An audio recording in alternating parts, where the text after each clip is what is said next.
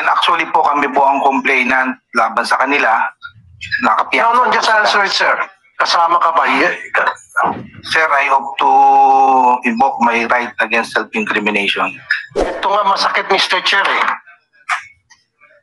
Yung biktima, ang makukulong pa ng di oras. Sana ma. Ang kapal na mukha mo. Biniktima nyo na nga, bibiktima nyo pa sa pamagitan, ipakukulong nyo. Tapos pangalawa, Mr. Chair, kukwento ko na, nakabonet mga hinayupak na to. Recorded dyan, sinabi ng stupidong hepe ninyo. If you smell what the rock. To the chairman, sir, Senator Ronald De La Rosa, and the member, Senator Pitulpo. Sa lahat po, magandang umaga. I am Police Colonel Rayleigh Arnedo, the Provincial Director of Bulacan. So I'm here to brief you on the case of the Rodelio Vicente, sir. Please proceed. Sir, nag-umpisa ito doon sa warrant. Please kindly click the facts of the case. Ito yun, sir, yung umpisa ng case. The Pandi Police Station, may warrant, sir, na na-receive multiple warrant for a certain Onke. Then, Ito pong pangalan nung nakalagay sa warrant? Elmar Onke, sir. Your Honor. Elmar? Onke. Onke. Yes, sir. The subject of the warrant of arrest, sir. Onke, okay. Yes, sir. Then, accordingly, may information that that subject of the warrant ay nandun sa bahay ng Vicente family. So, as yung warrant server... So, sir, ano pa ulit no, yung subject nyo? Elmar Conque. Elmar Conque. Your Honor. Conque, okay. Ano to, arrest warrant po, hindi to search warrant. Am I right? Arrest warrant, sir. Arrest warrant. So, ngayon, hawak yung warrant for Elmer Conque. May nagsabi sa inyo na asset ninyo or nakapagsabi sa inyo na si Elmer Conque ay nasa bahay ni Rodelio Vicente, sir. Rodelio Vicente. Okay, proceed, sir. Then, ayun, sir, pumunta sila doon to validate the information at doon na, sir, nagkaroon na ng To validate. commotion. So, when you say to validate, paki-define po yung validate. Validate, sir, confirm yung presence of the subject of the warrant. Okay. And how did you do the violation? The validation? Siguro, sir, yung chief intel natin pumunta doon sa, sir, sa area at accordingly nakamotor sila. Then sabi nila about to ask a certain personnel. No, sir, natin pasikot-sikot. Ako na lang, I'll fill in the blanks. Yes, Pinasok yung ba? Hi, to validate. May video ako, sir, huwag kayo magsinungaling. You're under oath, right? Under oath po ito. Pwede kita pakulong sa baba pag sinungaling ka, I have the video. Yeah. Pinasok yung bahay. You're under oath, Colonel. Sir, kung titignan kasi natin yung bahay, sir, nasa gilid eh. Kaya nga po, Sige. pero merong mga video na nakalagay na pasok at may mga witnesses na to confirm na pinasok. Ito yung bonnet gang, remember? Yes, Your Honor. Naka-bonnet sila, di ba? Yes, Your Honor. So, I'll fill in the blanks. Pinasok. Yun yung sabi ng mga witnesses. Yun yung nakita sa video, pumasok sa loob. Yes, Your Honor. Okay, very good. Buti na lang kasi kung hindi, muntik-muntik ka na makulong sa baba, Colonel. Promise. Okay. So, pinasok. Pagdating po sa loob ng bahay, again, yung hawak niyo po, warrant of arrest for Elmer Conque. At wala kayong kasamang hawak na search warrant. Wala, Your Honor. Okay. Despite that, pumasok kayo sa loob ng bahay, nakabonet yung mga kasama mo. What happened then nung nasa loob kayo ng bahay? Siguro, Your Honor, tanungin natin yung kasi sila yung nandun sa area, yung personnel. Sino yan? Pandi Police Station? Pandi Police Station, Your Honor. Saan sila? Kasama sila, sir. Halika kayo dito. Para bupo kayo dyan, no? Nandito, sir, si Lieutenant Bernardo, the Chief Intel ng Pandi, na yun yung Sige. nasugatan doon sa Upo kayo doon. Lieutenant promotion. Bernardo. Sige, upo ka dyan.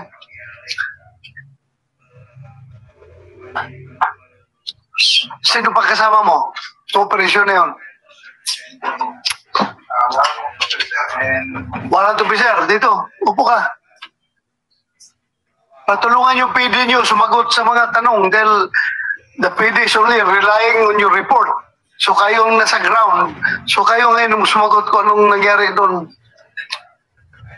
So, Yes, kasama ka ba sa operation? Mr. Chair, Your Honor, actually, sir, we were advised by our counsel.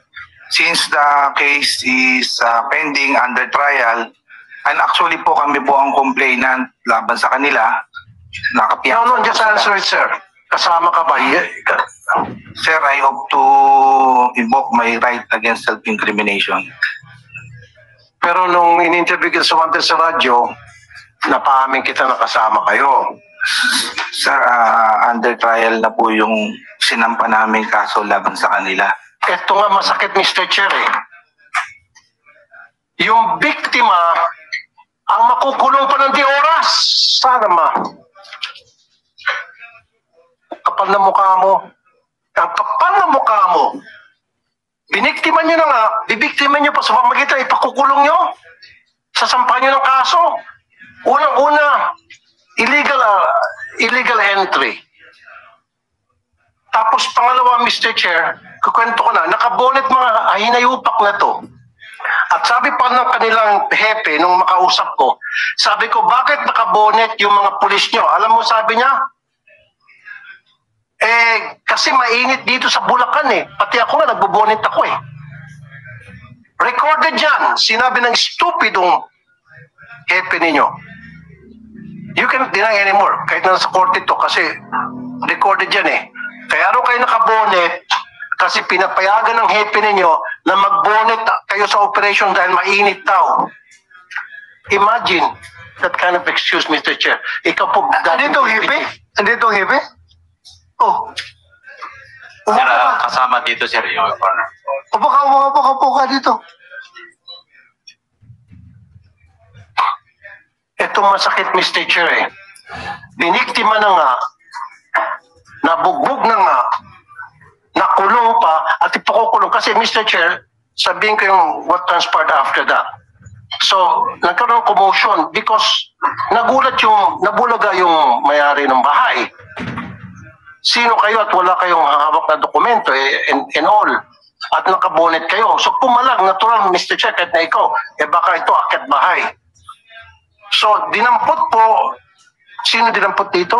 Si Mr. Vicente at dinala po sa kulungan dahil resisting arrest daw. Or dahil, anong tawag nun, yung direct assault or something. Direct assault. Kinulong po siya. Ngayon, binisita po siya, yung anak niya, si Mr. Vicente. Karapatan niya bisitahin yung kanyang tatay. Pagdating po doon sa kulungan, pati itong si Mr. Julius Vicente, kinulong din ng mga hinayupa. Sana bitch. For what reason? Bakit nyo kinulong yung nagbisita? Sino nagkulong nun?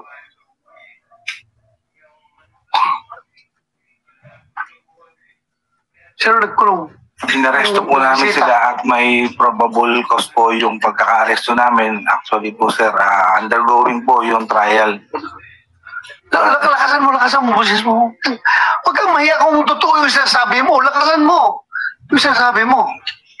Your Honor, isang legitimate police operation po yung nangyari. Inaresto po namin sila at ongoing po yung trial para po sa kaso na isinampa namin. How can you say it's a legitimate operation? Number one, You were not wearing proper uniform and you were wearing bonnet. Natural, yung tao na pinasok nyo dahil wrong information binigay sa inyo at wrong house at wala kayong dalang search warrant in the first place, dapat hindi nyo pinasok yon. Illegal entry yon. Number 2, wala kayong body camera. Number 3, hindi nyo sinabi kung sino ang i-purpose na pagpunta nyo doon. Number 4, nanampal kayo. Natural, papalag yung sinampal ninyo. Gawin mo sa bahay ko yan. God forbids. Hindi nyo kayang gawin yan sa mga taong alam nyo papalag at may kakayang pumalag. Ginagawa nyo kasi mga pobre. Gawin nyo kayo sa bahay ni Senator Bato de la Rosa yan. Pasukin yung bahay ni Senator Bato, tapos sabihin nyo, search warrant para kay Juan de la Cruz. Baka niraptat kayo ni Senator Bato. Gets mo? Kaya nyo nagawa dito kasi alam nyo, walang kakayang lumaban. Pobre. Ang masaklap, pinasok nyo na nga, ginawa nyo na po ng illegal, binayolate nyo ng kanyang karapatan, at ngayon, kasampang pa ng kaso, ang kapal na mukha mo. Ang kapal na mukha mo, hinayupak ka.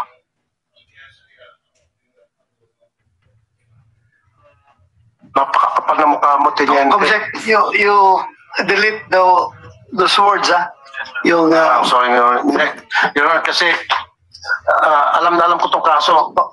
Lumapit sa akin yung mga victims, Your Honor. Ito po, okay, pakisagot na lang. So, dumalaw itong si Mr. Julius Vicente Icon. So, nasa kulungan na po yung papa mo, di ba? Opo. Dumalaw po kayo. Opo, tinanong ko po kung dun po ba talaga dinala tatay ko. Tapos, ginawa po nila, binitbit po nila ako. anong rason? Bakit daw kayo Ako nga binibit? po alam kung bakit. Ha? So nakakulong ka? Kinulong po nila ako. Kailang araw ka sa kulungan? Isang linggo din po. Bakit ka nakalabas? Nag-bail po. Nag-bail ka? Opo. Pero anong kaso? Direct assault po. Nakipagsuntukan ka sa mga pulis doon sa loob ng istasyon? Magagawa ko po ba yun? Ang lalaki ng mga katawan po niyan. Bakit naman nakikasulok ka? Kaya Mr. Chair, mapapamura ka eh. Pumunta lang itong pobre para hanapin yung kanyang tatay kung nandun nakakulong. Of course, pwede ba siya mag-direct assault? Istasyon ng pulis yun. And then, kinulong siya, kinasuhan ng direct assault. Sino nagkulong sa'yo? Si Yung Bernardo kalbo. Ay, yung ano, walang buhok. Dinadamay mo pa ako dito, Mr. Kuan, ha? Bernardo. Ito ha, this is investigation in aid of legislation. Kahit ongoing na yung kaso nyo sa korte, lahat ng tatanong dito sa inyo para dito sa kaso na ito, in aid of legislation, kung hindi naman incriminating sa'yo, you can answer the question. To give clarity, para sabihin ng tao na wala ka tinatago. Nakakaya naman, naka-uniforme ka, tapos puro ka lang dyan na invoke my right to against self-incrimination. Tapos ang tanong naman is hindi naman makaka-incriminate sa'yo. Ito yung mga actual questions kung leading to that incident. Yun lang naman Yes, ang Your tanong Honor, dito. Hindi ka naman didiin dito. So, sagutin mo lang kung anong... Your Honor, allegation po nila yun. Yung pagkaka-aresto po sa kanila sa site, yun po ang nasa affidavit at yung po ang tunay na nangyari. Hindi, ganito. Pinapit na naman ang basihan mo sa pinapit. Yung, maya na yan. Tanongin lang mo nakita nito. Wala akong pakialam doon sa ama. Ha? Yung anak na pumunta sa estasyon, bakit nyo kinulong? Wala pong katotohanan yun, Honor. Sa site po sila na-aresto. Saan? Sa site po, malapit po doon sa pinangyarihan ng assault nila sa akin. Pati itong anak na bumisita sa Yes, estasyon? Your Honor. Oh, so doon ka daw sa set na Hindi po, Your Honor. Kita naman po sa CCTV po yun. may CCTV kayo? Opo, Na hindi ka hinuli doon sa Opo, site? hindi po, siya lang po. Siya lang. Tatay ko lang po yung hinuli nila.